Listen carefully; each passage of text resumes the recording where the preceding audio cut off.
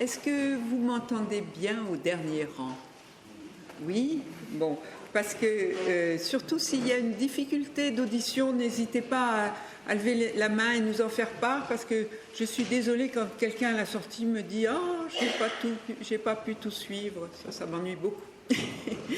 Donc, je suis très heureuse de vous voir si nombreux ce soir.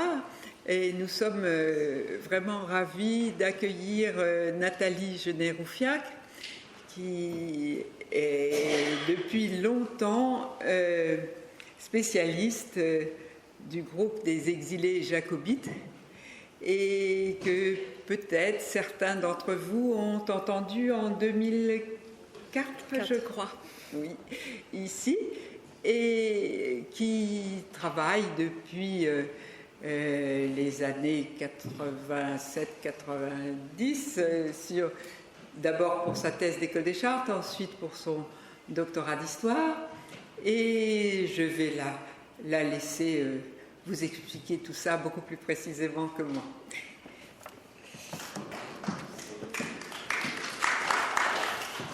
Merci, j'espère que les applaudissements seront plus nourris tout à l'heure. C'est donc la deuxième fois que j'ai le plaisir de parler des Jacobites pour les Amis de la Montagne Sainte-Geneviève, sachant que c'est un sujet qui concerne géographiquement de manière très proche la Montagne Sainte-Geneviève. Je vous expliquerai pourquoi. Mais puisque c'est la deuxième fois que j'interviens et que mon intervention avait été publiée dans le bulletin de l'association, je n'ai pas voulu exactement reprendre la présentation que j'avais faite à cette époque-là, que j'avais notamment beaucoup tourné sur la présence des communautés religieuses, qui est, je crois, un des points qui est le mieux connu de la présence des exilés jacobites dans le quartier.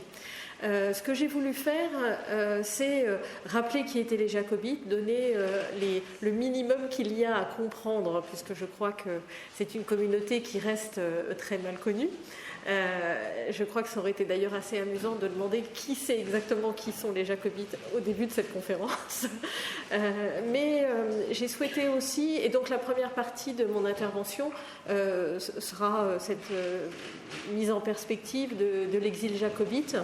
Mais la deuxième partie est pour moi un petit peu une nouveauté, et elle est due aux discussions que nous avons eues avec Madame Albigès, qui tournaient justement sur l'impact de cet exil dans les mentalités françaises au XVIIIe siècle, et notamment l'apparition de la notion d'entrepreneur qui doit beaucoup à l'influence de ce groupe des exilés. Ces réflexions sont par certains côtés des réflexions anciennes, parce qu'il y a eu des grands anciens sur ce genre de réflexion. Je pense évidemment à Guy Chaussinan-Nogaret, mais ce sont aussi des réflexions nouvelles qui correspondent pour moi à un travail en cours sur une biographie d'un des banquiers que j'évoquerai, mais qui correspond aussi à la réapparition de travaux sur les affaires financières, et j'ai vu Nicolas Bula au fond qui contribue justement par les travaux sur John Law à ces questions-là, et toutes ces réflexions en cours permettent de reposer dans des termes nouveaux la question de l'esprit d'entreprise et de l'apparition de la notion d'entrepreneur. Et donc ce que je souhaite faire avec vous ce soir, c'est vous donner quelques-unes des pistes de recherche qui sont en train de se mettre en place. Ça ne sera pas un travail complètement formalisé, ce sera plutôt justement une réflexion en commun sur cette influence de cette communauté en exil. Mais avant d'en arriver à cette influence, commençons par l'exil lui-même. Comme dans les meilleures histoires, tout commence par une naissance, puisque l'exil jacobite commence finalement avec la naissance, le 1er juin 1688, du fils de Marie-Béatrice d'Este, seconde épouse du roi Jacques II d'Angleterre, et donc de Jacques II, fils prénommé Jacques-Édouard Stuart. Bien que l'événement fût public, selon l'usage de l'époque, peu de naissances donnèrent lieu à des attaques plus vives et eurent de telles conséquences. Il est vrai que l'enjeu était considérable. Avec l'avènement de Jacques II, à la mort de son frère Charles II en 1685, C'est un catholique qui était monté sur le trône d'Angleterre, le premier depuis Marie Stuart, Tudor, au XVIe siècle. Dans un pays profondément anticatholique et antipapiste, Jacques II s'efforça d'obtenir la liberté de culte et l'égalité des droits pour tous ceux qui n'appartenaient pas à l'Église d'Angleterre. Et il fit appel à toutes ses prérogatives royales, y compris celle de pouvoir suspendre l'application de la loi pour certains sujets afin de favoriser cette liberté de culte. Cependant, une telle attitude nourrit le soupçon que son véritable but était de transformer l'État et l'Église d'Angleterre en une monarchie absolutiste catholique de type français. L'exemple de Louis XIV et la révocation de l'édit de Nantes étaient dans tous les esprits. Toutes les mesures, ça c'est un rappel utile, toutes ces mesures, toute cette politique visant à favoriser la liberté de culte et l'accès des catholiques aux offices publics, pour impopulaires qu'elles fussent, restaient supportables aussi longtemps que sa fille aînée Marie, née d'un premier mariage, protestante et épouse du champion de la cause protestante en Europe, Guillaume d'Orange, demeurait l'héritière du trône. Mais la naissance d'un prince qui serait élevé dans la religion catholique changeait complètement la situation, puisque, selon les règles de succession en Angleterre, un fils, même né après des femmes, accède au trône de manière préférentielle à tout héritier féminin. Donc, avec la naissance de Jacques-Édouard Stuart, fils d'un roi converti et d'une princesse italienne catholique de naissance, le risque était de voir entrer l'Angleterre, rentrer l'Angleterre dans le giron de Rome. Aussi, certains protestants, en Angleterre comme sur le continent, prêtèrent-ils une oreille favorable aux rumeurs qui voulaient que le nouveau-né soit un enfant apporté dans une bassinoire au moment de la fausse naissance. Lorsqu'une épreuve de force s'engagea entre Jacques II d'une part et le Parlement et l'Église d'Angleterre de l'autre, Guillaume d'Orange reprit à son compte ces accusations pour répondre à l'invitation de 7 pères anglais, débarquer en Angleterre, battre militairement son oncle et beau-père et le détrôner. Jacques II, terrifié par le souvenir de l'exécution de son père Charles Ier, s'enfuit auprès de Louis XIV. Le Parlement offrit alors le trône conjointement, ce qui était contraire aux règles dynastiques, à Marie et à son époux. C'est donc le seul cas où le mari de la reine fut bien un roi et non pas simplement un prince consort. La glorieuse révolution était consommée. Devenu roi d'Angleterre, Guillaume d'Orange s'assurait ainsi que la Grande-Bretagne restait dans le camp protestant anti-Louis XIV. Jacques II, ses partisans et ses proches, les jacobites, puisque Jacques en latin, James en anglais se dit Jacobus, et donc jacobite est simplement la déclinaison du nom latin de Jacques II. Donc les jacobites prirent alors le chemin de l'exil pour la France, formant ainsi l'autre refuge, selon la formule de Bernard Cotteret. Louis XIV mit à leur disposition le château de Saint-Germain-en-Laye, où se reconstitua une cour britannique. Saint-Germain devint, jusqu'en 1715, un des pôles des intrigues de la vie politique britannique. Les premiers exilés, essentiellement des courtisans anglais, furent rejoints par des Irlandais qui avaient combattu avec Jacques II de 1689 à 1692 en Irlande. Après 2 années de campagne où Jacques II fit preuve de son incapacité à faire face à la situation, la défaite de la Boyne, le 30 juin 1691, marqua la fin des espoirs jacobites. Jacques II se retira en France, laissant ses troupes s'enliser dans une résistance de plus en plus vaine qui se termina avec la prise de Limerick et la reddition des troupes irlandaises. Commença alors l'exil de ces soldats irlandais et de leurs familles, connus sous le nom du vol des oies sauvages. Les oies sauvages étant en anglais les wild geese. Avant même que Guillaume d'Orange mette en place une législation anticatholique extrêmement sévère, ces soldats catholiques irlandais choisirent de suivre leur maître en exil et de continuer à le servir en combattant dans l'armée de son plus ferme soutien, le roi de France. Même payés par ce dernier, les régiments irlandais se défendirent de toute assimilation à des mercenaires en mettant toujours en valeur leur engagement politique et religieux. C'est donc triste évolution du terme de wild geese, qui désormais est utilisé pour qualifier des mercenaires, alors que les wild geese irlandais ont passé tout leur temps justement à refuser cette idée qu'ils étaient des mercenaires.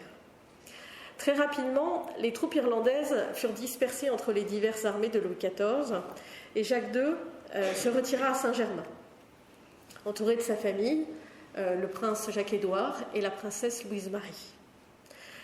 Jacques II mourut à Saint-Germain en 1701 et son fils lui succéda à la tête de la communauté en exil jusqu'en 1713, date à laquelle le traité d'Utrecht obligea le roi de France à renoncer à l'héberger. Il dut alors quitter la France, d'abord pour la Lorraine, puis Avignon et enfin Rome. En 1715, l'échec d'une nouvelle expédition en Écosse marqua le début du deuxième exil jacobite, en même temps que la fin de la première génération de Saint-Germain. La mort de Louis XIV, principal soutien de la cause jacobite, entraîna un changement d'alliance diplomatique et le rapprochement de la France avec Londres, au détriment du soutien des Stuarts en exil. La mort de Marie de Modène en 1718 mit un terme définitif à la présence des souverains en exil à Saint-Germain. L'histoire des Jacobites se continua et de la cour en exil se continua alors en Italie jusqu'à la disparition du dernier des Stuarts, le cardinal Stuart, en 1805. Mais revenons à la communauté en exil. Le nombre des exilés a fait l'objet de nombreuses controverses érudites entre les historiens, notamment irlandais, mais on peut désormais estimer, comme l'avait fait Guy Chaucinan-Nogaret en son temps, que 30 à 40 000 Britanniques gagnèrent la France entre 1688 et 1692, dont environ 19 000 soldats irlandais, les fameux Wild Geese. La composition de la communauté...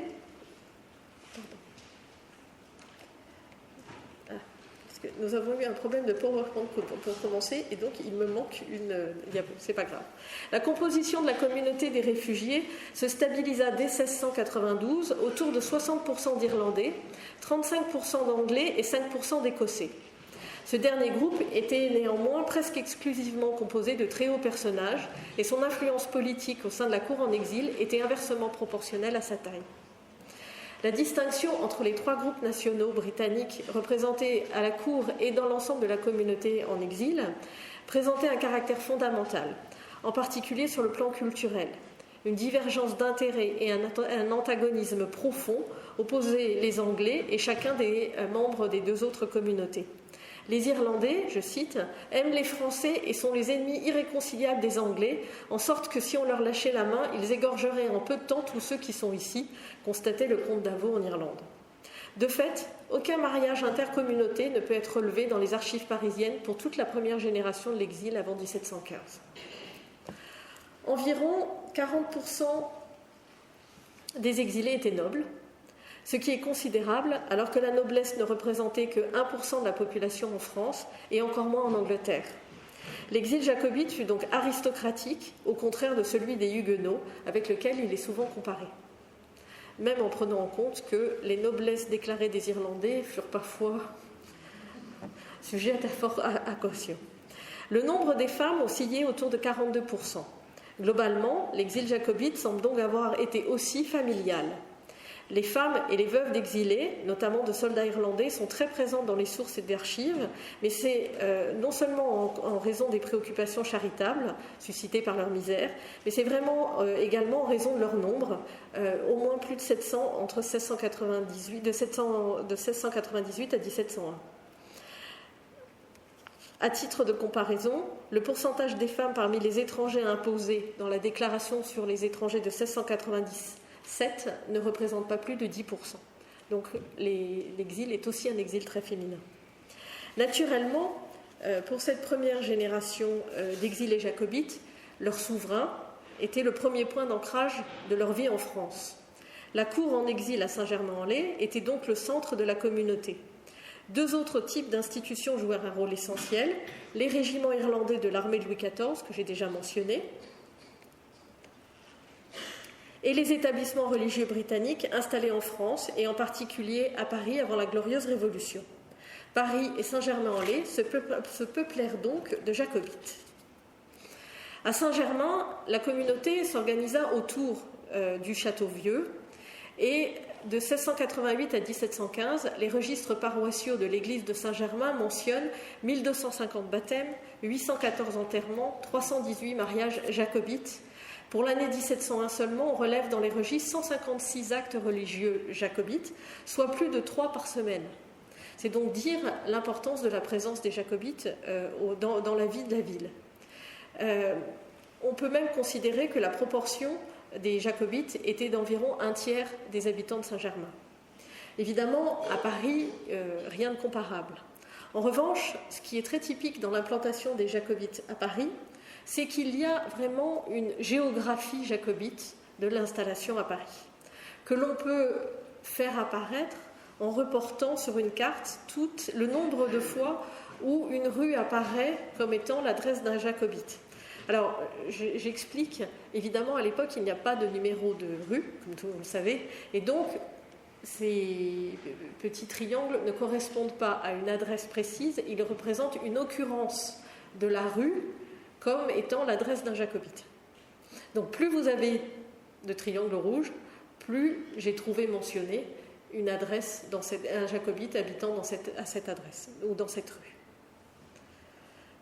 En fait, on voit bien que le phénomène, qui est un phénomène assez naturel dans toutes les diasporas, fut celui de préserver la cohésion et de tenter de maintenir une solidarité nationale étroite. On voit bien que deux noyaux essentiellement apparaissent. Un premier autour de Saint-Sulpice, paroisse où de nombreux prêtres irlandais étaient bénéficiés, en particulier rue de Bussy, rue Jacob et plus que tout rue des Ciseaux et rue des Canettes. Et dans une liste des familles irlandaises de Saint-Sulpice décrite après 1697, on compte au moins 11 familles qui regroupent 44 individus, dont 25 enfants. Mais comme vous le voyez, la deuxième zone d'implantation vous est bien plus directement familière, puisqu'elle est installée entre la rue Saint-Jacques, la rue de la Boucherie à l'ouest, la Seine, la rue des Bernardins, la rue Saint-Victor, les Fossés Saint-Victor et la rue des Fossés Saint-Jacques. Autrement dit, nous sommes en plein quartier jacobite. On voit aussi que cette implantation, elle répond à un phénomène de regroupement autour de points d'ancrage. Les points d'ancrage les plus évidents, ce sont les établissements religieux. Les établissements religieux britanniques étaient nombreux avant même la Glorieuse Révolution, puisque depuis le triomphe de la Réforme, donc de la Réforme protestante au XVIe siècle, les institutions régulières britanniques s'étaient réfugiées sur le continent. Elles furent rejointes par les collèges et les séminaires qui se créèrent après le Concile de Trente pour faire face aux besoins de formation des élites catholiques britanniques, alors que l'éducation dans des institutions catholiques était strictement interdite en Grande-Bretagne. Aux côtés des exilés jacobites, on peut considérer que les établissements religieux représentaient à eux seuls de 300 à 400 personnes, 600 si on compte les prêtres commissionnés.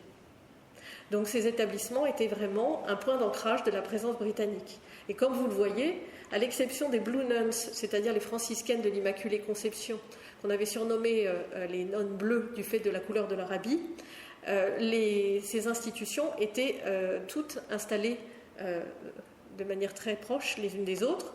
Les bénédictins anglais rue Saint-Jacques depuis 1615, les augustines anglaises rue des Fossés Saint-Victor depuis 1634, le collège des Écossais rue des Fossés Saint-Victor depuis 1639, les bénédictines anglaises à Paris depuis 1652 et rue du Champ de l'Alouette depuis 1664, le collège des Irlandais rue des Carmes depuis 1677 et la communauté des étudiants irlandais rue Traversine, le séminaire anglais depuis 1684 rue des Postes.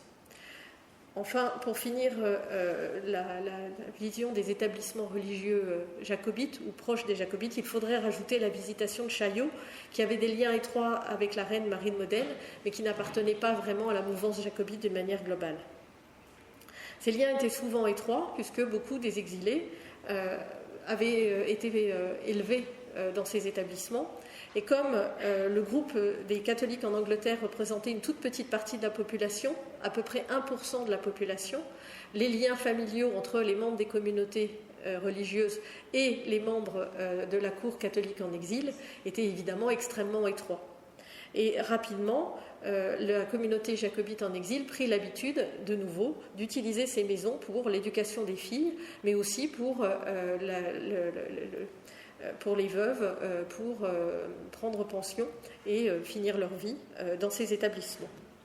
À l'image de Jacques II, dont le corps fut déposé dans la chapelle des Bénédictins de Paris, enfin une partie du corps, de nombreux jacobites furent inhumés dans des institutions religieuses de leur nation. Je crois que vous avez vu il n'y a pas très longtemps la tombe de John O'Moloney, qui était l'évêque de Limerick et qui a été enterré au Collège des Irlandais, dont on a la pierre tombale au Collège des Irlandais. De leur vivant, beaucoup de jacobites firent également appel à ces établissements pour gérer leurs affaires financières.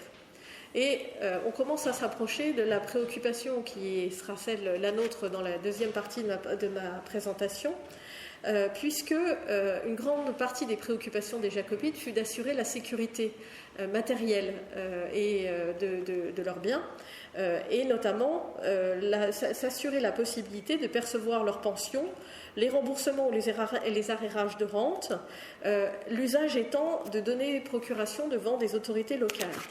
Et en fait, très clairement, les jacobites systématiquement donnaient procuration à quelqu'un de leur groupe national, de préférence un parent, quand il n'y avait pas de parent, le procureur de leur collège ou bien un banquier irlandais. Et c'est la première fois que je vais parler de ce banquier devant vous, et je n'ai pas fini d'évoquer son nom, mais Daniel Arthur et Richard Cantillon firent ainsi fortune sur la place de Paris grâce au rôle qu'ils eurent à jouer auprès de la communauté en exil. Et j'y reviendrai ensuite. On voit aussi que les points d'ancrage, ce sont les notaires. Non pas évidemment que les jacobites se sont installés autour des études de leurs notaires, mais les études de leurs notaires sont directement le reflet de leur implantation. En fait, sur la centaine d'études qu'il existe au Minutier central des notaires à Paris pour cette période, il y a vraiment 7 notaires parisiens pour lesquels on peut réellement parler de clientèle jacobite. Certains sont plutôt des clientèles liées à des familles, ou bien les clientèles des deux grands banquiers, Daniel Arthur et Richard Cantillon, qui sont installés près de Saint-Eustache, dans la zone des marchands. Mais 2 de ces études sont particulièrement intéressantes, celle d'Aumont puis Fromont et celle de Torinon puis Letguive, qui sont directement au cœur de la montagne Sainte-Geneviève. En fait, Torinon puis Letguive, place Maubert, à l'angle de la rue de Bièvre, était le notaire de tous les établissements religieux britanniques à Paris, à l'exception du Collège des Lombards, donc le Collège des Irlandais, et des Bénédictins anglais, qui, eux, avaient pour notaire Aumont, qui, lui, était installé au cœur du quartier de l'Université, rue de la Montagne Sainte-Geneviève, devant les Carnes, à proximité immédiate du Collège des Lombards. En fait, ce qui est même intéressant, c'est que lorsqu'on essaie de regarder comment est structurée la clientèle d'Aumont, on voit qu'il existe dans cette clientèle 3 groupes. Un groupe qui tourne autour des Français de la cour de Saint-Germain, puisqu'un certain nombre des Français qui avaient accompagné les Stuarts en retour en Angleterre après la première restauration, après la restauration Stuart, sont revenus et sont restés à Saint-Germain dans l'environnement de la cour. Un deuxième groupe qui est autour du Collège des Irlandais, et un troisième groupe qui est le groupe des régiments irlandais. Et on voit les liens entre ces 3 composantes. Ce qui prouve, là encore, que les études des notaires et leur clientèle sont le reflet direct des structures internes de la communauté en exil.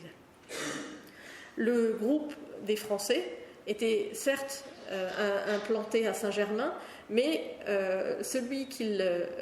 alors, il y a eu un décalage, non, mais en tout cas sur mon écran, sur les flèches, j'espère que vous ne l'avez pas sur le vôtre d'écran, mais au cœur du fonctionnement des intérêts matériels de ces Français, de la cour de Saint-Germain, on trouve Charles Peillot, sieur de la Garde. Or, Peillot était installé rue des Bernardins, puis rue des Lavandières, et c'est probablement par son intermédiaire que le groupe des Français a utilisé Aumont comme notaire.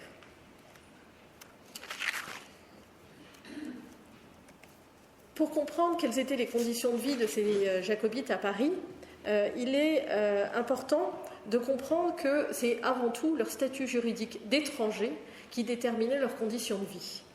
La condition d'étranger ou d'aubin du terme en latin alibi qui vient d'ailleurs. Le terme, donc la condition d'aubin, avait été clairement définie par un arrêt de la Chambre des comptes de 1540. Aubains sont hommes et femmes qui sont nés en ville dehors le royaume.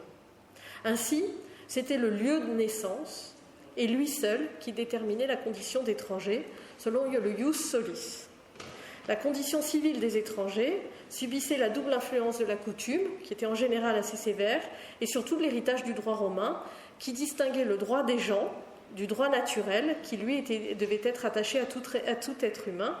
Et donc ce droit des gens devait être distingué du droit civil, qui ne concernait que les citoyens.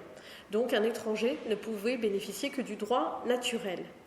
Il avait donc quelques droits qui lui étaient reconnus en tant qu'être humain: contracter une union légitime ou avoir un domicile dans le royaume.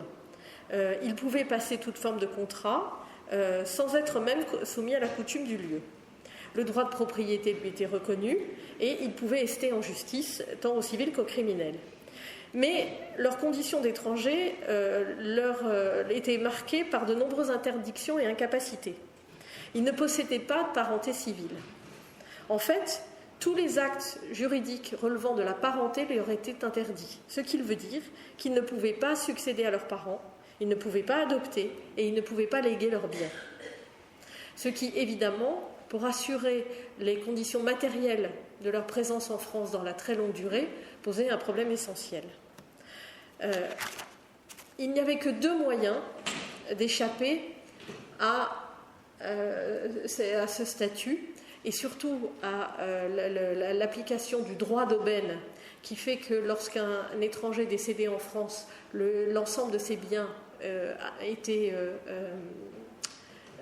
appartenait au roi de France, soit un brevet de droit d'aubaine, puisque à la mort d'un étranger, le roi de France pouvait remettre à sa famille les biens qui avaient appartenu à cet étranger.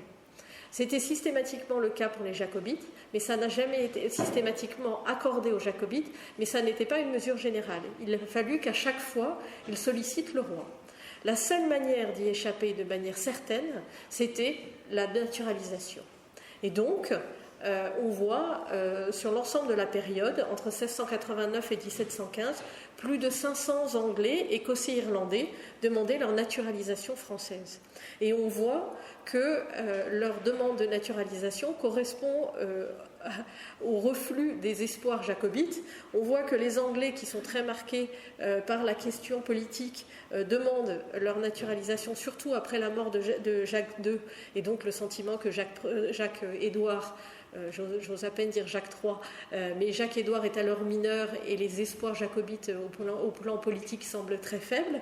À l'inverse, les Irlandais, qui sont surtout des soldats, eux réagissent à la signature du traité de Ryswick et à la paix, qui les amène à devoir quitter en grand nombre les régiments irlandais, qui sont licenciés à ce moment-là, et donc à devoir trouver moyen pour s'intégrer dans la société française. Et donc on voit comment est-ce que cette naturalité, elle est vraiment le reflet de l'état des espoirs du monde jacobite. Dans les textes, les naturalisés n'apparaissent jamais comme français. Ils apparaissent toujours comme naturalisés français. Et dans le cas des jacobites, la nuance était importante puisque l'exil en France avait été choisi comme expression de la fidélité à leur souverain. Encore en 1745, François Sarsfield affirmait « Les lettres de naturalité nous donnent bien un nouveau droit que nous n'avions pas encore pour nous faire regarder comme des étrangers envers qui on doit exercer l'hospitalité, mais elles ne sont pas capables de rompre l'ancien lien qui nous tient attachés à la patrie, et ce lien lui-même est indissoluble. » Donc sur les notions de fidélité, on voit qu'on n'est pas du tout dans le registre juridique, mais on est dans le registre de la loyauté personnelle, et qu'il n'y a pas d'incompatibilité entre l'appartenance à la société française et le maintien d'une loyauté vis-à-vis de la cause jacobite. Ça n'est qu'un des nombreux particularismes qui ont marqué la présence des jacobites en France. Le problème le plus immédiat et le particularisme le plus immédiat étant évidemment celui de la langue, puisque la plupart des jacobites arrivant en France ne parlaient pas le français, même si évidemment tous les membres de la cour, eux, parlaient couramment le français. La méconnaissance du français pouvait même plonger les exilés dans le plus grand désarroi, à l'exemple d'un petit Anglais nommé Guillaume Pike, qui mourut à la Charité rue Jacob le 27 août 1704, après que l'on n'a pas pu savoir autre chose que son nom. Donc il faut imaginer le désarroi de cet enfant de 7 ans mourant seul, sans être capable de se faire comprendre et en ayant à peine pu donner son nom avant de mourir. Lorsque les exilés étaient impliqués dans une procédure, écrite ou orale, les autorités françaises furent amenées à faire appel à des interprètes. De manière très claire, ce sont toujours des Anglais ou des Britanniques qui traduisent en français et on ne trouve pas de Français capable de traduire en anglais. Le seul qui ait eu ces capacités linguistiques à l'époque étant Eusèbe Renaudot, qui s'était vu confier les liens avec les réseaux d'espionnage jacobites par Louis XIV uniquement parce qu'il était, lui, capable de parler anglais.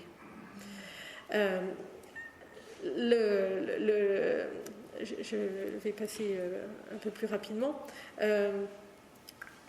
Très rapidement, l'usage de la langue française et le problème de l'utilisation de la langue anglaise ont amené les Britanniques à devoir entamer une francisation de leur nom. On voit à quel point les Français n'arrivaient pas à comprendre et transcrire les noms. Swinton devint Sainton, Forbes devint Forbois, Blackwood devient Blackehu. Très rapidement, on voit apparaître également des Aubrins qui remplacent évidemment les O'Brien d'origine. On voit également, lors du cas d'un assassinat dans les archives françaises, un jacobite du nom de Guillaume Leclerc, dont on se doute bien qu'il est arrivé 10 ans plus tôt sous le nom de William Clark. Mais très rapidement, ils ont francisé leur nom. Plus amusant encore, un Irlandais admis à l'hôpital de la Charité rue Jacob dit s'appeler être le fils d'Hélène pleine de grâce. Et le pleine de grâce est évidemment une francisation de Pendergrast. Donc, toute cette francisation des noms montre à quel point la communauté très rapidement dut trouver ses marques par rapport à la communauté française. La volonté de franciser et de leur nom, mais aussi d'arriver à avoir une véritable reconnaissance, y compris de leur noblesse, conduisit certains, en particulier en Bretagne, à faire figurer une particule devant leur nom. Et le dictionnaire de la langue bretonne de Le Pelletier signale ainsi à Brest 2 officiers irlandais frères nommés O'Brien qui ont changé leur nom en celui d'Aubrien. Ce qui est évidemment une francisation à l'arrache. Certains usages conservés par les jacobites relevaient presque de l'anecdote, mais troublaient suffisamment les notaires parisiens pour qu'apparaissent dans leurs archives des certificats concernant les pratiques britanniques, souvent établis par les banquiers irlandais, les plus au fait des us et coutumes dans les différents pays. Un des points qui les troublait notamment, c'est l'utilisation du calendrier d'Angleterre. Ainsi, puisque le calendrier anglais commençait au 25 mars et que donc les mois de janvier et février étaient comptés comme les mois de l'année précédente, sans compter le décalage de 10 jours qu'il y avait encore avec le calendrier julien. Et donc, les notaires français recevaient des actes pour application qui semblaient datés d'une période incompréhensible puisqu'ils étaient datés du calendrier anglais et qu'on leur demandait par exemple, ils recevaient des actes avec une procuration et la procuration semblait datée d'avant l'acte lui-même. Mais tout ça parce que si la procuration était donnée en janvier et février, elle continuait à porter l'année précédente et donc vous pouviez avoir une procuration en janvier et février qui aurait été 1704 pour les Français qui était notée en 1703 alors que l'acte d'origine était lui-même un document de juillet 1703. Donc évidemment les notaires parisiens étaient assez perdus devant les usages des jacobites et c'était le rôle des banquiers et des procureurs des communautés religieuses que d'aller remettre des attestations. On est vraiment dans une culture administrative qui est aussi celle de l'exil et de celle de la présence à l'étranger jusqu'à nos jours. Et on voit que ces banquiers jouèrent très vite un rôle essentiel parce que c'était eux qui maîtrisaient les usages des deux mondes et que c'est eux qui conduisirent finalement à l'intégration dans la société française et la protection dans la société française des intérêts de la communauté en exil. Ce rôle essentiel que jouèrent les banquiers et les négociants conduisit l'ensemble de la communauté à une très grande dépendance vis-à-vis de ces banquiers. La cour elle-même utilisait systématiquement Daniel Arthur comme le banquier du roi. Sir David Nairn, qui était secrétaire de Jacques II, a tenu un journal dans lequel il mentionne les activités de la cour jour après jour. Pour la première fois, Daniel Arthur apparaît en 1694, mais jusqu'en mars 1707, c'est plus de 120 fois que la cour est obligée d'utiliser le recours de ce banquier et de ses fils pour la gestion des affaires courantes. Donc en fait, on voit qu'ils ont joué un rôle extrêmement important dans l'intégration des exilés vers la société française. Et c'est en grande partie le sujet des travaux que j'ai menés jusqu'à présent.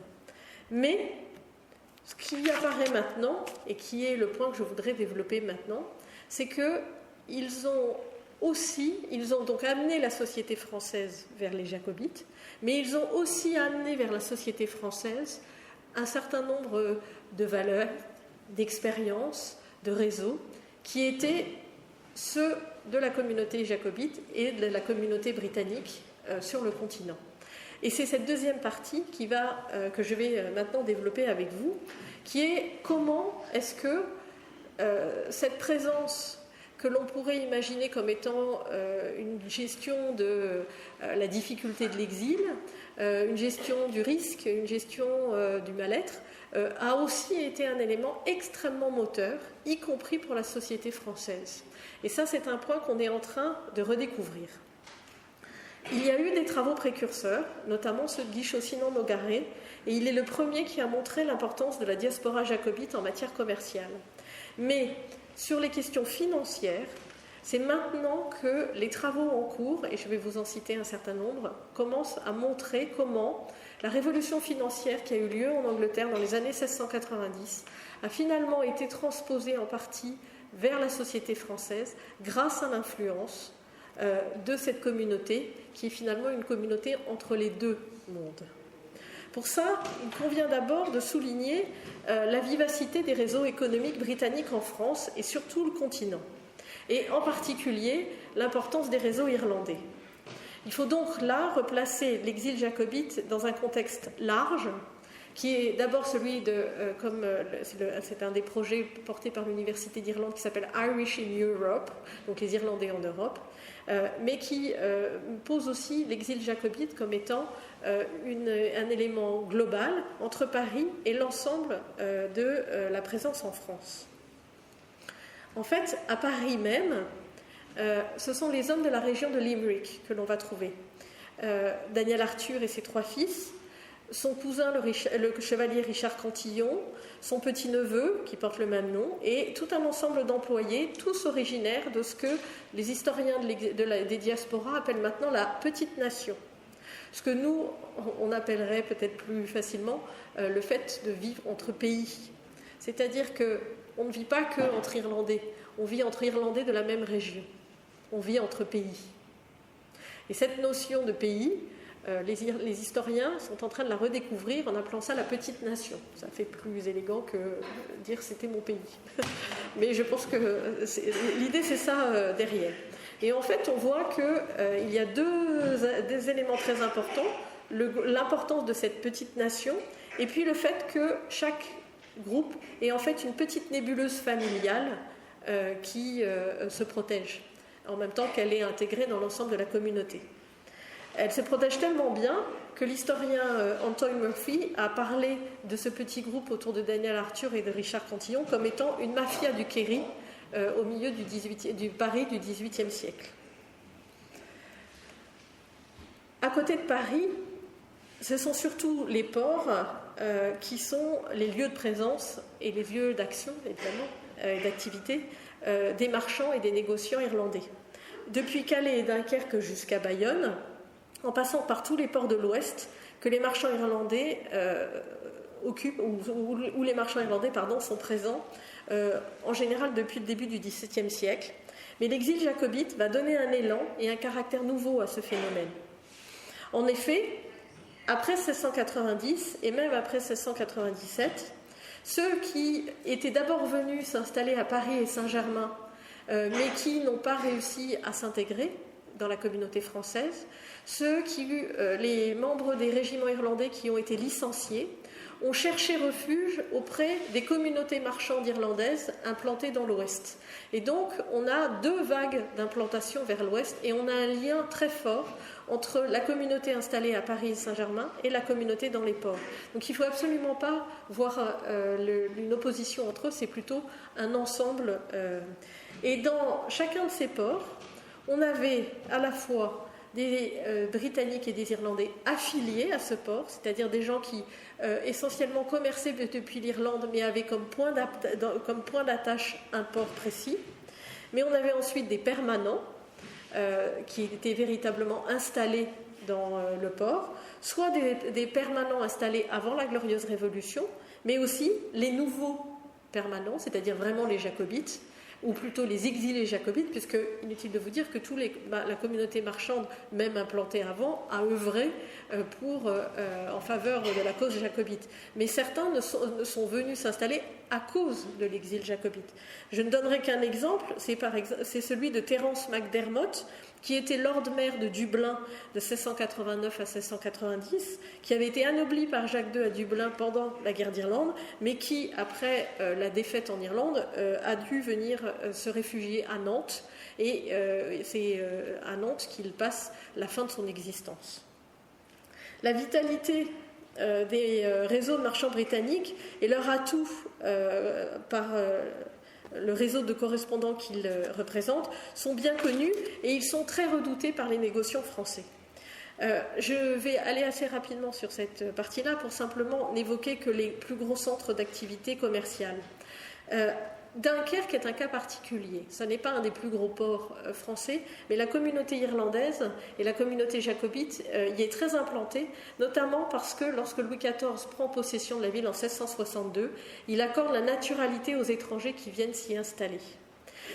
C'est aussi un point d'ancrage de communautés religieuses britanniques et il y a toujours eu une communauté jacobite importante, au point qu'en février 1709 encore, les marchands irlandais de Dunkerque vont apporter leur contribution à l'expédition jacobite en Écosse.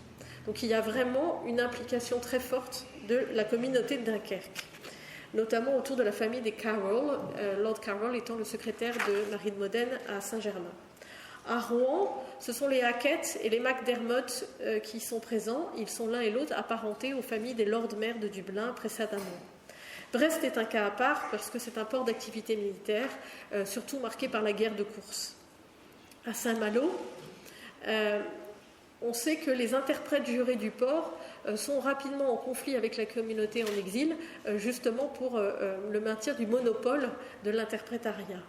Mais la communauté y est moins importante que dans les 2 autres ports que je cite, Nantes et Bordeaux. Nantes, sous le règne de Louis XIV, voit une colonie irlandaise extrêmement importante qui participe au grand commerce international et qui est dominée par les familles Géraldin, McNamara, Shield et Lee. Mais évidemment, Bordeaux est le plus grand port jacobite irlandais à cette époque, puisque au XVIIIe siècle, jusqu'à 1/5 des membres de la Chambre de commerce étaient irlandais. Y sont implantées les familles Queen, Barton, Lynch et Dillon, les Dillon qui deviennent Dillon, et on sait que le rhum Dillon, par exemple, provient d'eux. Alors pour ceux qui se posent la question, je réponds tout de suite, Hennessy, c'est la génération suivante. Donc c'est pour ça que vous n'avez pas de Hennessy dès cette époque-là. Les Hennessy sont arrivés plus tard à Bordeaux. Enfin, Bayonne apparaît comme un relais vers l'Espagne et le Portugal, avec des marchands qui viennent de Londres, mais qui sont souvent d'origine basque. Alors pour en savoir plus, puisque je vais glisser assez rapidement, vous avez toute une série d'articles plus précis sur ces diverses communautés. Le temps passant, je n'évoquerai pas la guerre de course qui a été développée depuis Brest.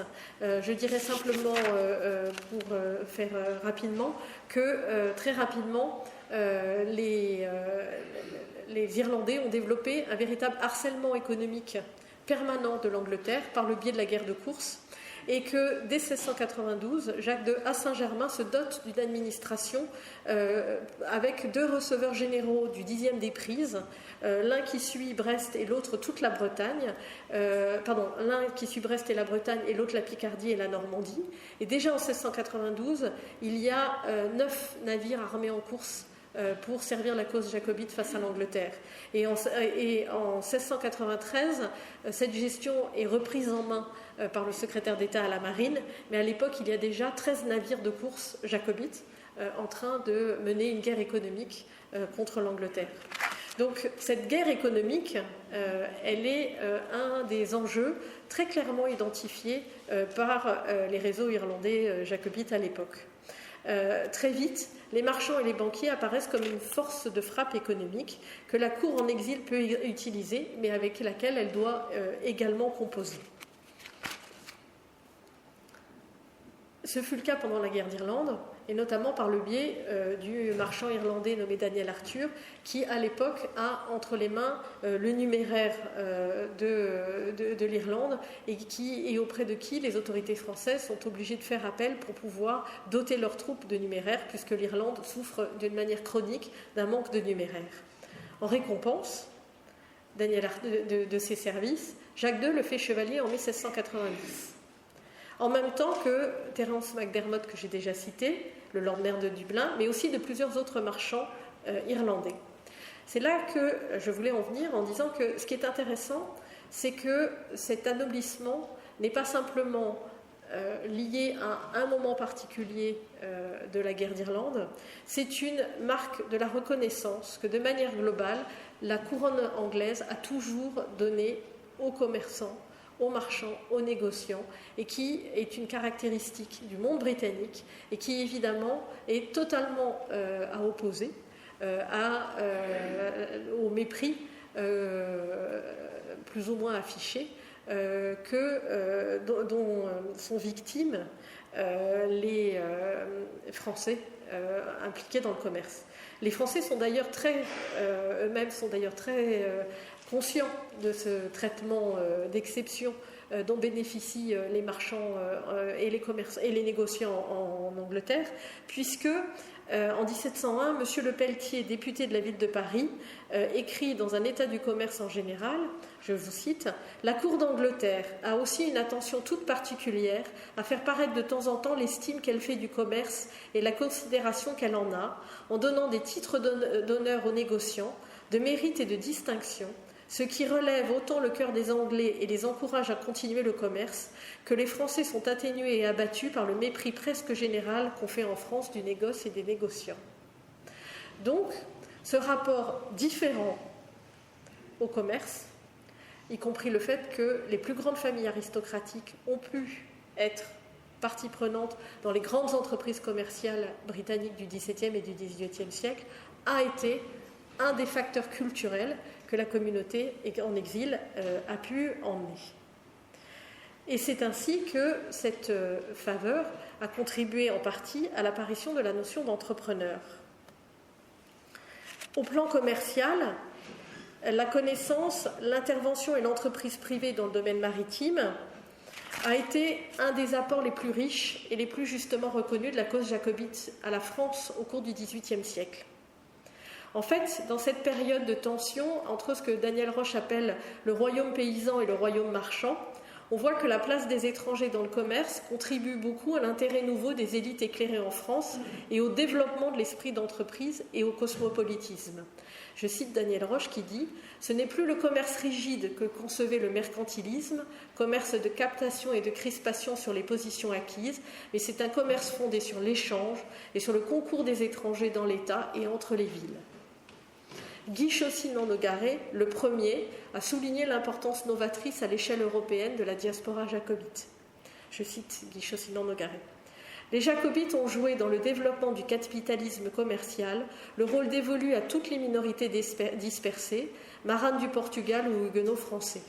Armateur dans les ports de l'Atlantique, comme Walsh de Nantes, ou inventeur des grandes compagnies à Ostende, McNamee et Ray, ou en Suède, avec les Collins et les Campbell, ils ont contribué à faire entrer dans le circuit des commerces privilégiés de l'Inde et des mers du Sud des États, dans le commerce privilégié de l'Inde et des mers du Sud, des États à la vie économique agonisante, comme les Pays-Bas, ou dépendantes, comme la Suède et le Danemark.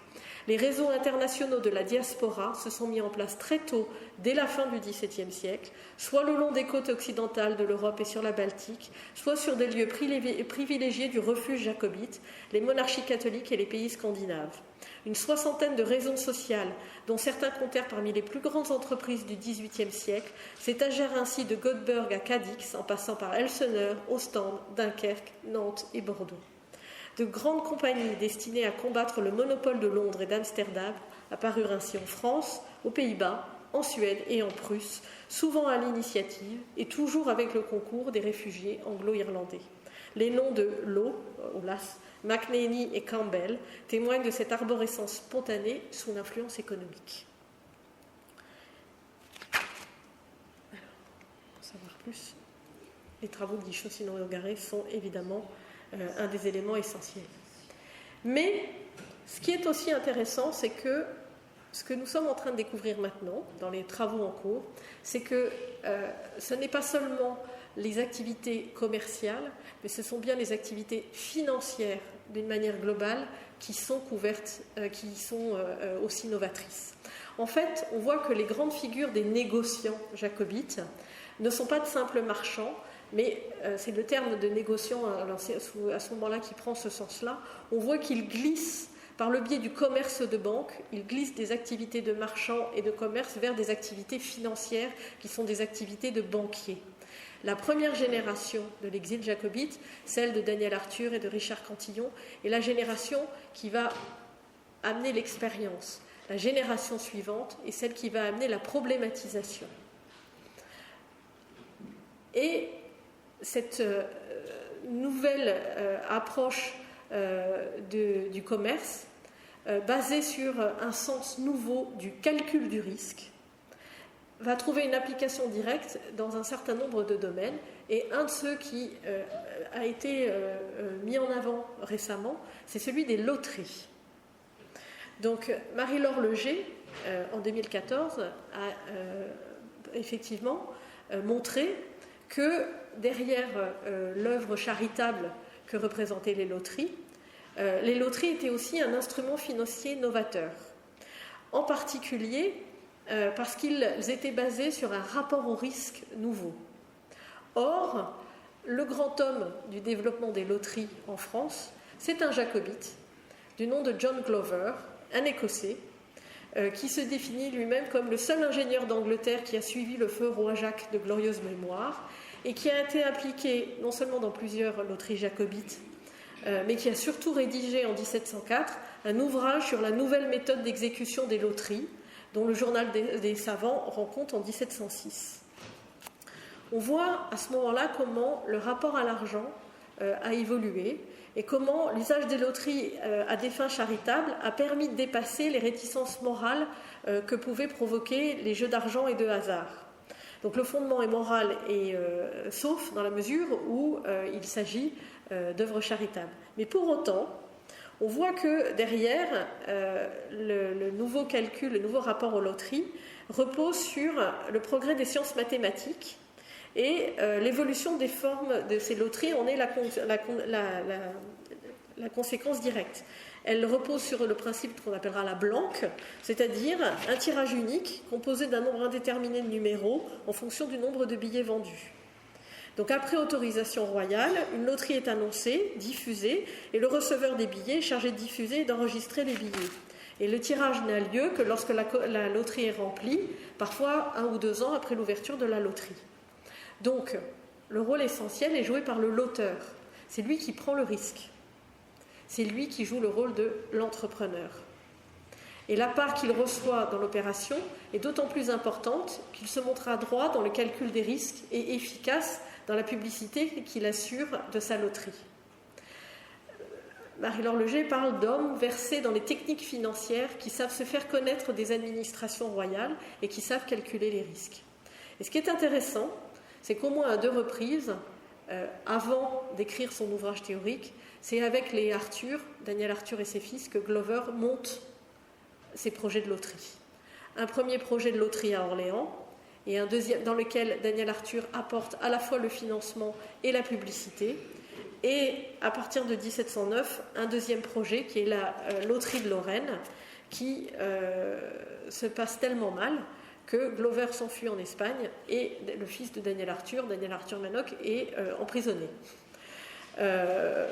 Pour autant, Glover donc, non seulement échappe à l'administration française, mais il passe à Bruxelles, se fait passer pour le directeur des loteries électorales de Hanovre, signe alors baron de Glover de Glendenny, et bien que totalement discrédité, il poursuit ses projets de loterie jusqu'en 1733.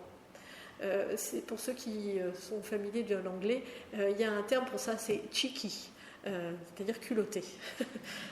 Parce que derrière la notion d'entrepreneur, il y a aussi cette notion de culotté. Le deuxième domaine dans lequel les banquiers jacobites vont se révéler, c'est la gestion des rentes sur l'hôtel de ville, pour lequel Katia Béguin et Mathilde Moulin ont amené des nouveautés dans la réflexion ces derniers temps. En fait, très rapidement, les banquiers irlandais ont identifié les rentes sur l'hôtel de ville comme étant une ressource essentielle. Pour une raison très simple, c'est que les rentes sur l'hôtel de ville ne sont pas soumises au droit d'aubaine. Donc, elles vont devenir une part essentielle dans l'activité économique des banquiers irlandais. Donc, les banquiers étrangers et la communauté étrangère dans le marché des rentes ne sera jamais qu'une petite partie de l'ensemble des rentiers à Paris, mais en revanche, les rentes vont jouer un rôle essentiel pour l'ensemble de ces communautés étrangères. En fait, dans ce domaine, on peut faire une comparaison entre le rôle joué rapidement par Daniel Arthur et le rôle qu'ont joué les banquiers génois, Katia Béguin ayant travaillé sur les banquiers génois. Mais on se rend compte que, alors qu'elle pense que les banquiers génois sont de loin les plus importants sur le marché des rentes parisiens, puisqu'elle considère que 2% environ des rentes sur l'hôtel de ville ont été gérées par les Génois, Daniel Arthur, sur la période, a géré en moyenne 3,2% du marché des rentes parisiens, et selon les années, sa présence sur le marché a pu augmenter jusqu'à 4,2%. En fait, la manière dont il fonctionnait, c'est que, alors que normalement les rentes étaient constituées auprès des notaires, lui a utilisé son notaire Vatel comme étant simplement chargé de l'enregistrement de son activité financière à lui. Et c'est lui qui joue le rôle essentiel et qui a le main mise sur le rôle des rentes, la gestion des rentes. Ce qu'il fait, c'est que lorsqu'il y a une émission de rente, il achète globalement des rentes et ensuite il les revend par le phénomène des déclarations. C'est-à-dire qu'il dit ensuite que telle rente a été constituée en son nom, mais qu'en fait elle appartient à tel ou tel client. Et en fait, ce rôle, ce phénomène qu'on appelle le système des déclarations, a été un système qui a été extrêmement utilisé par les marchands étrangers pour 2 raisons. D'abord pour des raisons de liquidité. Finalement, la rente va devenir une espèce de monnaie par substitution, mais aussi pour des raisons de sécurité. Parce qu'en fait, ça permet, excusez-moi du terme presque anachronique, mais de blanchir l'argent des réseaux secrets.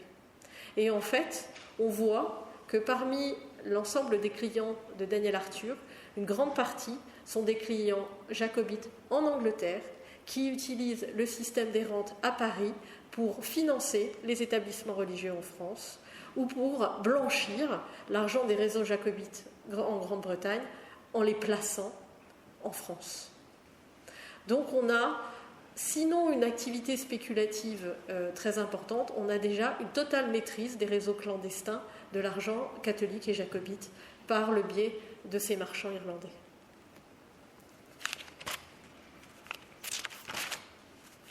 Voilà, j'avance.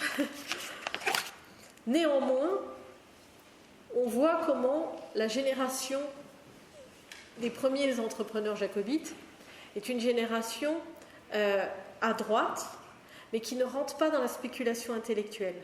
C'est la génération suivante qui va amener cette spéculation intellectuelle. Et dans ce domaine, il y a évidemment 2 noms essentiels. D'abord celui de Lass et du système du Mississippi, et ensuite celui de Richard Cantillon. Alors, en plus, si Nicolas est là, je ne vais peut-être pas rentrer trop dans le détail sur l'affaire de John Law, mais simplement rappeler que les liens entre l'Écossais, alors on dit Law ou Lass selon les habitudes, mais les liens entre l'Écossais John Law et les Jacobites sont bien connus. Law s'était rendu à plusieurs reprises à Saint-Germain, il y avait rencontré le prince de Galles, le général Dillon, et c'est également à Saint-Germain qu'il est entré en relation avec Eleanor Oglethorpe, future marquise de Mézières, qui dut sa fortune à l'entreprise du Mississippi.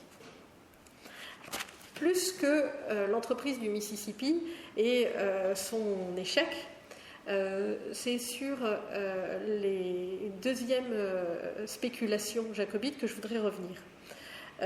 Assez rapidement, sur le même modèle que Lass, qui est un système de spéculation sur des actions, on voit s'associer le fils de Daniel Arthur Smith, un ancien employé de Daniel Arthur, Edmond Loftus, et le dénommé Richard Cantillon, qui est le neveu du chevalier Richard Cantillon. Désolé, ils portent tous les mêmes noms, du chevalier qu'on a vu apparaître au moment de la glorieuse Révolution. Et ils s'associent ensemble pour exploiter le procédé. L'historien qui a travaillé dessus appelle ce procédé simple mais ingénieux, qui était le procédé du système du Mississippi. C'est-à-dire qu'en fait, ce qu'ils font, c'est qu'ils endossent des lettres de change à Londres ou à Amsterdam au bénéfice de leurs clients contre un nantissement en action de la Compagnie des Indes. Mais lorsque les actions montent, ils s'en débarrassent, contrairement à ce qu'on pourrait imaginer, parce qu'ensuite, lorsque les clients réclament le montant de ces actions, ils prétendent avoir vendu à échéance et donc disent avoir perdu de l'argent.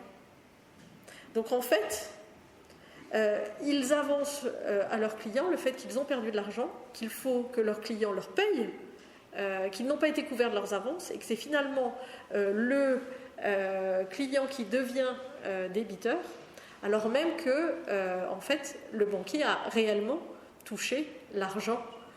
Donc en fait, il y a vraiment une bulle spéculative, et d'ailleurs c'est le terme de bulle qui apparaît à l'époque, mais il y a déjà chez eux une vraie spéculation, c'est-à-dire que autant Daniel Arthur père ou le chevalier Arthur ou le chevalier Cantillon était une génération où on aurait utilisé le système de manière à en obtenir le meilleur prix, eh bien eux ils utilisent la spéculation pour jouer sur le cours et pour faire monter artificiellement le prix qu'ils touchent, parce que ce qui l'intéresse n'est pas le prix de revenu à leurs clients, mais c'est ce qu'eux-mêmes vont toucher.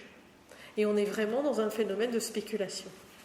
Et en fait, ils obtiennent par ce système de renverser le système, et au lieu d'être eux débiteurs, ils deviennent créanciers de leurs clients, alors même que les actions ont monté. C'est vraiment ce qu'on appelle de la spéculation. Mais la conceptualisation, finalement, de la notion d'entrepreneur et de la notion de prise de risque, c'est le troisième associé, Richard Cantillon, qui vient la porter. D'ailleurs, son biographe, Anton Murphy, le décrit comme un économiste et un entrepreneur. Le terme d'entrepreneur existe déjà et il est déjà utilisé par Jacques Savary dans Le Parfait négociant en 1675, mais le premier à vraiment conceptualiser le rôle de l'entrepreneur, c'est vraiment Richard Cantillon, qui est né en 1680 et mort en 1734. Il a été formé aux affaires à Paris par son grand-oncle, le chevalier Richard Cantillon, et par Daniel Arthur, le père. Et il a été introduit aux affaires par les frères Arthur, donc les fils de Daniel Arthur, qui sont implantés à Paris et à Londres et qui jouent un rôle essentiel pendant la guerre de succession d'Espagne dans la gestion de l'argent nécessaire pour les prisonniers de guerre anglais en Espagne. Donc les Arthur, entre la France et l'Angleterre et avec un cousin installé à Madrid, là encore, spéculent, chacun jouant avec l'administration direct du pays où il est implanté, mais en travaillant en même temps dans le dos des administrations en commune. C'est comme ça que Cantillon est formé aux affaires. Il accumule rapidement une fortune considérable entre 1717 et 1720, spéculant d'abord pour, puis contre le système de l'eau. Et cet enrichissement très rapide lui vaut de très multiples poursuites devant les tribunaux civils en France et en Grande-Bretagne, et d'interminables procès, même si la plupart du temps il obtient gain de cause. En fait, cette figure très particulière et pas forcément recommandable disparaît dans des conditions particulièrement douteuses, puisque en 1734, où il est retourné, sa maison est la proie d'un incendie dans la nuit du lundi au mardi 14 mai.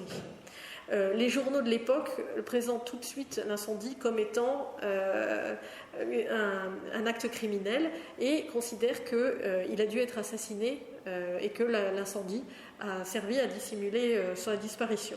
En fait, Anton Murphy, qui travaille sur Cantillon depuis des années, dit que c'est peut-être une mise en scène par Cantillon lui-même qui a peut-être en fait monté en scène sa disparition pour refaire sa vie ailleurs dans le Nouveau Monde. Mais derrière ces activités peu recommandables, Cantillon est un très grand penseur. Et il a rédigé de son vivant un essai sur la nature du commerce en général, qui n'a été publié que de manière posthume en 1755 et qui est considéré à l'heure actuelle comme l'un des 3 travaux majeurs de la pensée économique du XVIIIe siècle, aux côtés du tableau économique de François Quesnay de 1758 et du Wealth of Nations d'Adam Smith.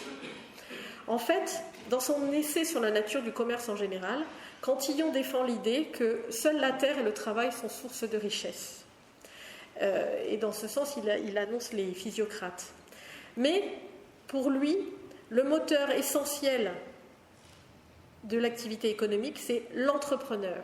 Et il donne une définition de l'entrepreneur qui est celui qui investit, qui prend des risques, même lorsqu'il n'est pas certain de vendre sa production. En fait, au cœur des échanges du marché, l'entrepreneur crée une dynamique économique et c'est lui qui est vraiment le centre de tout. Cantillon considère que l'activité d'entreprise, d'entrepreneuriale, est fondamentalement liée au risque. Donc là encore, on en revient à cette apparition de la notion de prise de risque qu'on a vue avec les loteries et qu'on a vue dans le développement du commerce avec les jacobites. Les coûts sont certains, le salaire, l'intérêt, le loyer, mais ce qui ne l'est pas, ce sont les revenus. Qui dépendent, eux, de la demande et de la concurrence. Donc, le profit ne naît pas de la valeur intrinsèque des choses, mais elle vient de la différence entre une incertitude et une certitude. Autrement dit, le profit est une prime de risque. Et cette conceptualisation-là, c'est vraiment Richard Cantillon qui la met en place. Ce qui est aussi intéressant, c'est qu'on constate avec lui qu'on ne doit pas confondre entrepreneur et capitaliste. Car sa définition de l'entrepreneur n'est pas la définition d'un capitaliste, puisque l'entrepreneur est l'acteur qui va harmoniser les divers facteurs en cours dans l'activité économique, mais il n'est pas forcément le miseur de fonds. Donc on voit comment, chez Cantillon, il y a déjà à la fois une intégration de toute l'expérience de la communauté en exil, de cet ensemble de ces réseaux financiers et économiques, mais il va bien au-delà avec une conceptualisation de la notion d'entrepreneur qui est vraiment originale et profondément novatrice. Et cette modernité de la pensée est probablement un des aspects les plus novateurs de l'apport des jacobites à la communauté de la pensée économique européenne au XVIIIe siècle, mais c'est certainement un des points qui a été le moins mis en avant jusqu'à présent. On voit que, grâce à Chaucinan Nogaret et grâce à des grandes figures comme Lady Young, puis ensuite les Hennessy, etc., on sait quel a été le poids des marchands jacobites. Mais le poids des financiers jacobites et le poids et c'est la capacité qu'ils ont eue à la fois à mélanger cette culture des réseaux familiaux et nationaux, qui était plutôt une culture archaïque, mais aussi ce sens du risque, cette finalement opportunité qu'a créée l'exil et la capacité à transposer l'ensemble des principes de la révolution financière anglaise des années 1690 en France a fait finalement des exilés, la communauté jacobite en exil, le terreau d'une révolution financière qui a peut-être échoué avec l'AS, mais qui a eu un impact très fort sur l'ensemble de la communauté économique au XVIIIe siècle. Donc voilà un petit peu. Alors, j'avais comme toujours, quand on essaie de l'ouvrir des pistes, on est parfois long. Donc j'ai été obligée de m'exonérer de mon texte et je suis désolée si parfois j'ai perdu en lisibilité. Mais je crois que vous voyez comment, finalement, on est en train on ne cesse pas de redécouvrir l'apport de la communauté jacobite en exil et qu'à côté de l'apport de votre géographie quotidienne, chaque fois que vous voyez les établissements religieux et les bâtiments laissés par cette communauté en exil, l'apport de cette communauté, elle a été beaucoup plus profonde et plus profonde qu'on aurait pu l'imaginer. Voilà, c'était un petit peu ces conclusions que je voulais partager avec vous et ce sentiment que souvent on ne voit pas les jacobites dans les travaux, c'est-à-dire que ni Marie-Laure Leger ni Katia Béguin n'ont particulièrement parlé du jacobitisme. Même Marie-Laure Leger a simplement dit que Glover était jacobite, mais c'est tout. Mais le fait de rapprocher l'ensemble de ces éléments pour finalement les poser comme étant un phénomène global, je crois que c'est une des pistes de recherche les plus importantes pour les historiens du jacobitisme, dont je fais partie, et c'est probablement un des thèmes de recherche qu'il va falloir qu'on creuse dans les années à venir. Voilà. Donc merci d'avoir partagé avec moi ces réflexions qui, comme tous travaux en cours, prend parfois des formes plus ou moins structurées, mais j'ai été très heureuse de partager ces réflexions avec vous ce soir. Merci.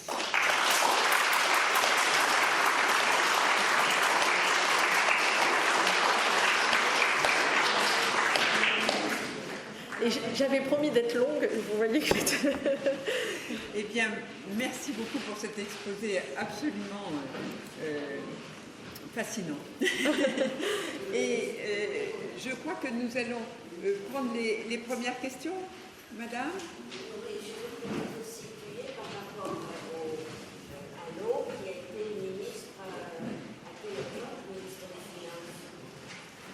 Alors, non, là c'est la période de la Régence, hein, c'est la spéculation, alors j'ai signalé tout à l'heure Nicolas Bua qui est là et qui publie un John Law qui doit sortir le mois prochain. Il est sorti.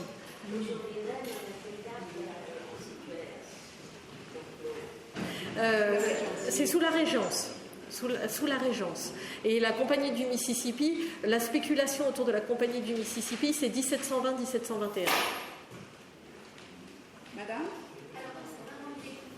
Bien fort, s'il vous plaît. Et alors, justement, sans tomber dans des poncifs, oui. Ça paraît presque antinomique avec un peu toute la suspicion catholique par rapport au commerce, à la spéculation, aux finances, à la crise de souvenirs. Est-ce que vous n'avez pas pu parler du pape? Est-ce qu'il y avait une bienveillance du pape? Alors, le pape était...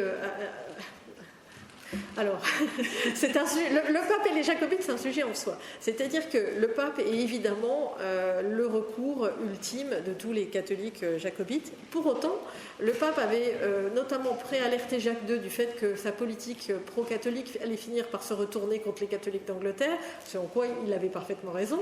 Et par ailleurs, il est certain que même alors que Jacques II, alors qu'il est sur le trône, considère que ce qu'il fait, c'est une espèce de croisade au profit du catholicisme, le pape considère que le cœur du problème catholique en Europe à cette époque-là, c'est le rapport entre les deux grandes puissances catholiques que sont l'Empire et la France, et que le problème britannique est très secondaire, surtout si en plus il provoque des tensions entre les deux, il contribue aux tensions entre les deux grandes puissances en question. Donc le pape est très favorable, très attaché aux jacobites, peut-être moins à la cause jacobite.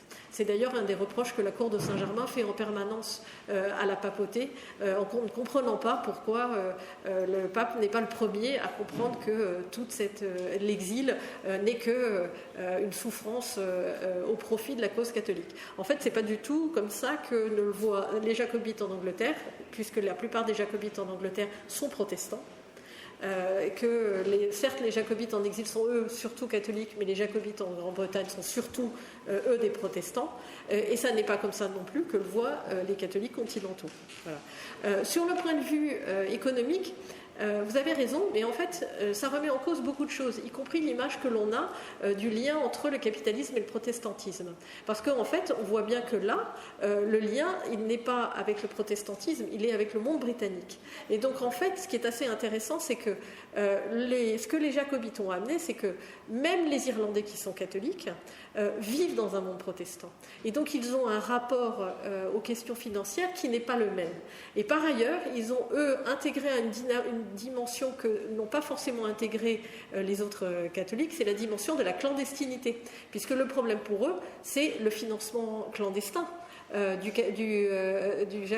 Non seulement du jacobitisme, mais bien avant déjà du catholicisme, que ce soit en Irlande ou en Angleterre. Donc il y a une habitude de la gestion secrète financière qui fait qu'ils ont des compétences qui n'existent pas forcément de la même manière sur le continent. Et une mentalité qui est différente. Dans ce domaine, ils ont une mentalité britannique et pas une mentalité plus... mais je pense qu'effectivement, ça pose la question du rapport entre le capitalisme et le protestantisme comme étant plus un rapport entre le capitalisme et la britannicité et l'esprit britannique que uniquement l'esprit protestant.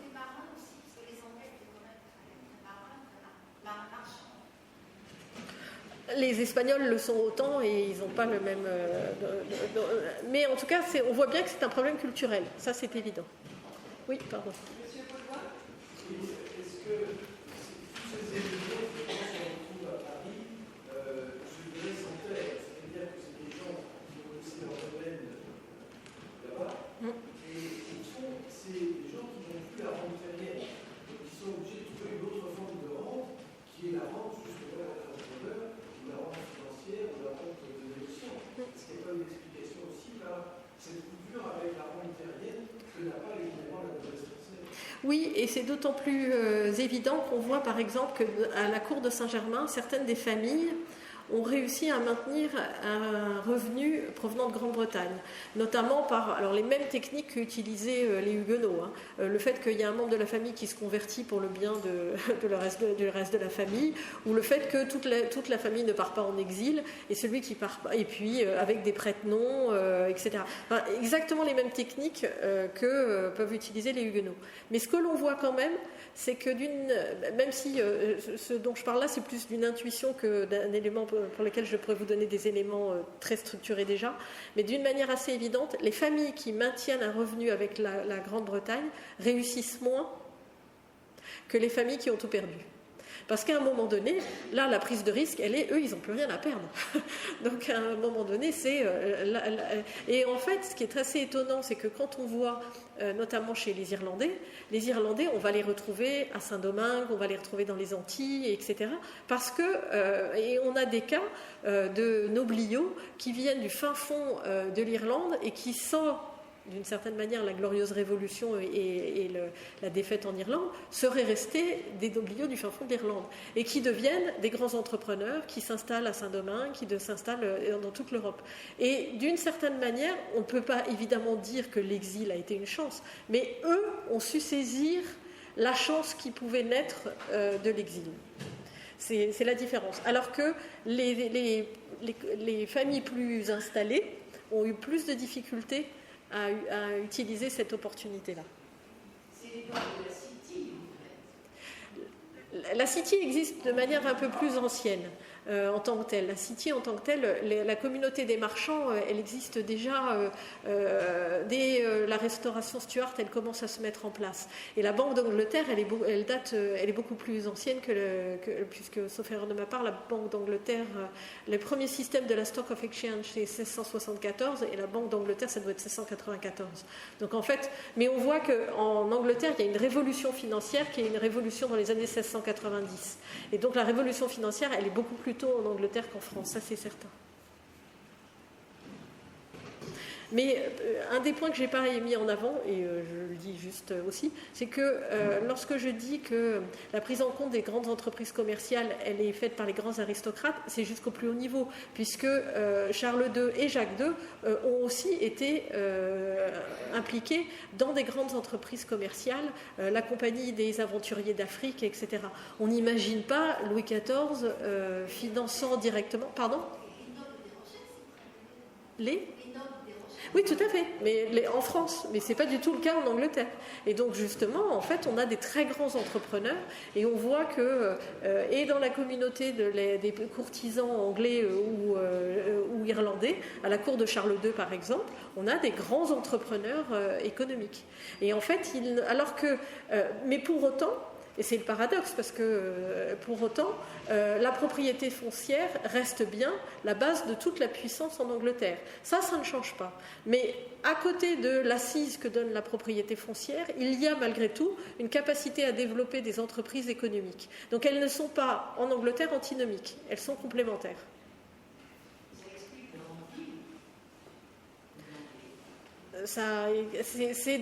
L'Empire se développe surtout à partir de cette révolution financière et au XIXe. Mais c'est culturellement ce qui prépare l'Empire, oui. Et en fait, effectivement, il n'y a pas d'opposition entre la culture foncière, même si la propriété foncière est la base de la richesse en Angleterre, et elle l'est jusqu'en 1914, et très clairement. Mais pour autant, les grands propriétaires fonciers sont aussi des grands entrepreneurs, et il n'y a pas d'opposition. Alors qu'en France, on est culturellement sur des modèles qui s'opposent. Il y a d'autres questions à Nathalie Généroufiac? Oui. Oui, c'est un descendant jacobite. MacMahon, mais quand vous prenez tous les généraux de Napoléon, vous avez Nagle, déjà qui descend d'un Irlandais, MacDonald, etc. Donc, en fait, ce qu'on oublie, c'est qu'on a francisé la manière dont on entend ces noms. On a oublié que c'était des noms étrangers, mais ce sont... Alors, l'exemple amusant, c'est Dillon. Je ne sais pas si certains connaissent Toulouse, mais à Toulouse, vous avez le cours Dillon. Il se trouve que j'ai habité très longtemps à Toulouse et que j'ai mis très longtemps à réaliser que le cours Dillon était en fait la famille Dillon. Mais les Dillon sont devenus, comme les Hennessy, etc., ou comme sont devenus... Oui, ou la Little-Lindal sont devenus des grandes familles aristocratiques françaises d'origine étrangère. À l'époque, les questions qui sont maintenant débattues sur la notion de fidélité nationale, elles sont liées au XIXe siècle et à l'État-nation qui apparaît au XIXe. À l'époque, ces questions-là ne se posent absolument pas dans ces termes-là. Et donc, pour eux, il n'y a pas d'opposition de fidélité. À partir de quand les protestants se sont détachés de façon importante de puissance d'argent? Se sont détachés?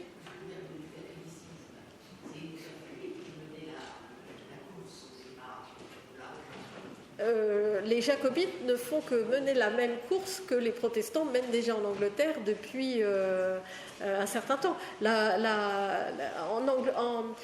Alors, pour vous donner un ordre d'idée, en 1677, il y a un répertoire du nombre de marchands à Londres. Il y a à peu près 3000 marchands.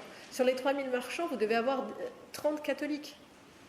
Donc en fait, ces 30 catholiques, il se trouve qu'après on va retrouver une grande partie en exil, mais le cœur de la dynamique économique en Grande-Bretagne elle est, en Angleterre en tout cas, et en Écosse, elle est protestante. En Irlande, c'est différent. En Irlande, Belfast, il n'y a que des presbytériens, mais à Dublin, vous avez et des marchands irlandais, et des marchands catholiques et des marchands protestants. Mais à Londres, la très grande majorité de l'activité économique est entre les mains des protestants. Mais il se trouve que les catholiques qui ont existé dans ce contexte-là en ont finalement tiré les leçons. Bien, je crois que nous allons remercier vivement Nathalie Généreux-Fergue de cette vision internationale.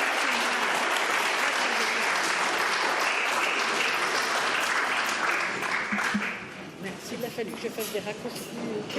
Mais écoutez, c'était absolument passionnant. Vraiment. Bravo. Oui. C'était presque...